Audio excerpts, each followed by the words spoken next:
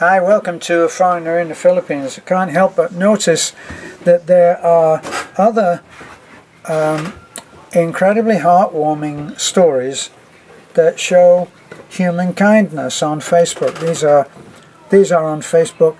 Some of them are on YouTube. And the reason I feel urged, compelled to make a comment on them is because when I started to talk about how one thing leads to another, especially in terms of kindness, quite a few people didn't agree with that, and people have these derogatory, demeaning ways of describing what we do, like dole out, not giveaway, not giveaway, handouts. And like I once said before last year, if I get one more person, if I get one more quote of that quotation, where give a man a fish and feed him for the day, and teach him how to fish, so on and so on. If I get that quoted one more time, I'll know that nobody ever sees the old videos. So the idea of giving something without return has been so beautifully filmed. I just saw one now, and I think that it was based in China. These things seem to be coming from China now, which is unusual. I didn't find during my time in China. I found that people were very cold, were very friendly, but a little cool. That was what I found. But then I'm used to the Philippines. Now, when we went to Hong Kong, I advised anybody that was planning to go to Hong Kong and to the Philippines on a split vacation to go to Hong Kong first, because if you go to the Philippines first, you'll spend time in a country that deservedly so is described as the friendliest country, the friendliest people, where people are so incredibly friendly. More smiles to the mile, as I say, and helpful, just warm and helpful, and that's how they are in the Philippines. See, so I'm really thinking that if you were going to go on that double vacation, then you really should go to Hong Kong first, where they're more into the electronic, high-tech way of living. I noticed and took some photographs for Facebook of being in a subway or public service train and looking around, and you know what it's like when you're in rush hour. Your field of vision is not huge, but you can look around like this and you might be able to take in 15 or 20 people. Take them in as in seeing them. So as I did that one day when we were in the train, I looked around, and of the 16 people that I could see, 15 were on cell phones. So totally inward looking. So here they are, they're on a cell phone, and it's kind of like this. And very little conversation. Now, it's not that way everywhere you go. We found it a little bit cool, but we loved it for other reasons, you know. And we met a load of very friendly Filipino people there anyway, who were overseas Filipino workers. So back to the movies that I've been seeing, the Chinese one. There's a couple that have been on Facebook, maybe on YouTube as well.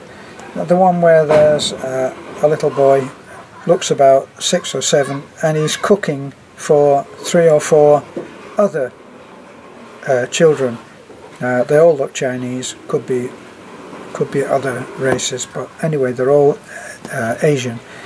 And he's cooking, and there's a limited amount of food, but they all get a bowl, and they're eating when the leader of this little gang looks up and he sees standing at the doorway, the entrance to their little compound, he sees a small girl, and she's looking at them all eating. So he leaves his food, he gets up, and he goes over and he picks the child, he tells her, come on in, and no words are spoken, she sits down, and then he gets another bowl, because he looks into the wok and it's empty. He gets another bowl, and he goes to his bowl and he scoops out a spoonful of his food, and then all of the others scoop out a spoonful from their food, and everybody gets to eat. A kindness that is seen and repeated. That was always my mantra. Now, what was the other one? The other one was a family, but with, it looked like, with the grandmother and two small children, and they're at the cash desk. Now, this has been a theme in America, many times in America I've seen this, where they've actually got actors to do it in order to generate the kind of awareness that you need.